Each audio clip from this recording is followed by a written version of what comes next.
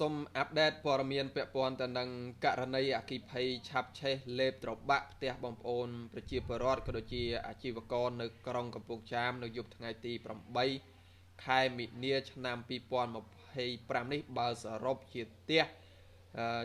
ខូចខាតទាំងស្រុងគឺ17ល្វែងផងដែរបើសរុបជាទឹកប្រាក់បើតាមរបាយការណ៍របស់ចៅសង្កាត់កំពង់ចាមបឋមនោះគឺសរុបជាទឹកប្រាក់ចំនួន$1,92,000បងប្អូនស្ដាប់មិនច្រឡំទេបើសរុបជាទឹកប្រាក់តាមការប៉ាន់ស្មានបឋមរបស់ចៅសង្កាត់កំពង់ចាមគឺ$1,92,000ហើយចំពោះផ្ទះអាជីវករខូចខាតទ្រព្យសម្បត្តិផ្សេងដូចជាកង់ដូចជាម៉ូតូគ្រប់ប្រភេទនោះគឺមិនក្រោម100គ្រឿងទេបងប្អូននេះបើតាមបញ្ជាក់របស់ប្រជាពលរដ្ឋដែលឃើញស្ថានភាពហើយចំពោះកង់ចំពោះម៉ូតូដាក់តាំងដាក់លក់គ្រប់ប្រភេទនោះគឺបច្ចុប្បន្ននេះនៅព្រឹកថ្ងៃទី8នេះគឺនៅសល់តែឆ្អឹងទេយើងពិតជាចូលរួមសោកស្ដាយមែនតែនចំពោះ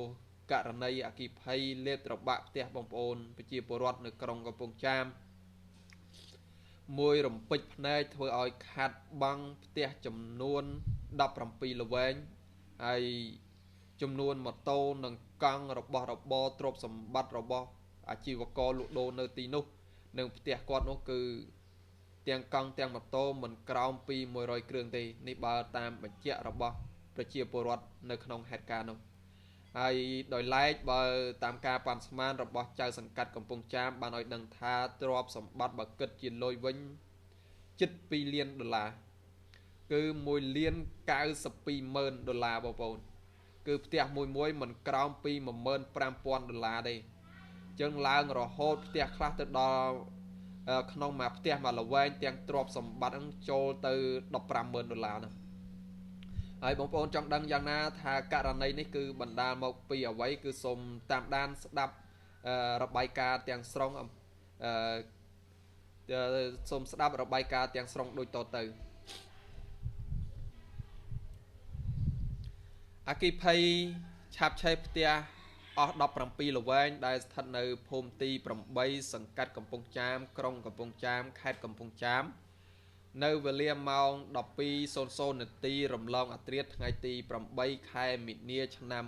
2025មានអគ្គិភ័យឆាបឆេះផ្ទះចំនួន17ល្វែងដែលស្ថិតនៅភូមិទី8សង្កាត់កំពង់ចាមក្រុងកំពង់ចាមខេត្តកំពង់ចាមក្នុងនោះក្រោមកិច្ចអន្តរាគមន៍ពីកម្លាំងនគរបាលអគ្គិភ័យនៃស្នងការដ្ឋាននគរបាលខេត្តកំពង់ចាមបានជួយពន្លត់ទប់ស្កាត់មិនឲ្យឆេះរាលដាលបន្តទៅទៀតបានដោយប្រើ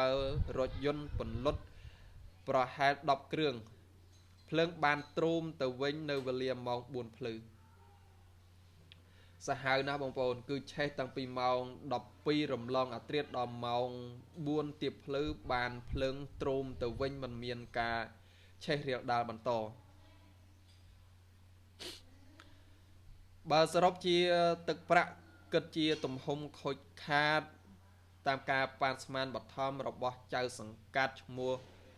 ផ្លោកសវណ្ណគឺសរុបទឹកប្រាក់គឺអស់$1,92,000គឺច្រើនមែនតែនចំពោះអគ្គិភ័យក៏ដូចជាការរងនៅ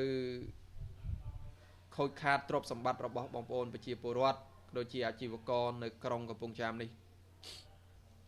ហើយនៅក្នុងនោះក៏បានឲ្យដឹងថាបើយោងតាមសាក្សីម្នាក់ជាម្ចាស់ផ្ទះដែលបើយោងទៅតាមសាក្សីម្នាក់ជាម្ចាស់ដែលប្រកបរបរជាងផ្សារកង់ម៉ូតូបានឲ្យដឹងថានាព្រឹកថ្ងៃទី8មិនិនាហេតុការណ៍នេះបើយោងតាមសាក្សីម្នាក់ដែលជាម្ចាស់ផ្ទះដែលប្រកបរបរជាងផ្សារកង់ម៉ូតូបានឲ្យដឹងថានៅព្រឹកថ្ងៃទី8មិនិនានេះហេតុការណ៍គ្រោះអគ្គិភ័យនេះកើតឡើងដំបូងឃើញមានផ្ទុះខ្សែភ្លើងចេញពីបង្គោលភ្លើងមួយកន្លែងនៅមុខផ្ទះរបស់គាត់ហើយភ្លើងនោះបានឆេះរាលដាលបន្ត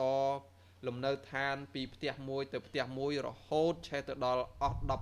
17ខ្នងផ្ទះឬ17ល្វែងនិង17គ្រួសារផងដែរបងប្អូន គឺច្រើនមែនតែនហើយនៅក្នុងហេតុការណ៍នេះគឺมันបង្កឲ្យគ្រោះថ្នាក់ទៅដល់អាយុជីវិតរបស់បងប្អូនប្រជាពលរដ្ឋនោះទេបាទខូចតែទ្រព្យសម្បត្តិអស់ជាច្រើនគ្រឿងហើយសូមសង្ខេបឡើងវិញគឺនៅក្នុងហេតុការណ៍នេះគឺបណ្ដាលមកពីផ្ទុះខ្សែភ្លើងទៀតហើយបងប្អូនអានេះបើតាមសាក្សីម្នាក់ដែលគាត់ជាជាងអឺផ្សារកង់ផ្សារម៉ូតូបានឃើញអណ្ដាតភ្លើងក៏ដូចជាការផ្ទុះខ្សែភ្លើងនៅបង្គោលភ្លើងមួយកន្លែងចេញពីបង្គោលភ្លើងតែម្ដងហើយបណ្ដាលឲ្យឆេះរីករាលដាលពីផ្ទះមួយទៅផ្ទះមួយហើយនៅក្នុងហេតុការណ៍នោះគាត់ក៏មិនបានអញ្ជូនយកអីវ៉ាន់អីផ្សេងចេញដែរគឺបានតែយករបស់បន្តិចបន្តួចតែប៉ុណ្ណោះចេញពីក្នុងផ្ទះ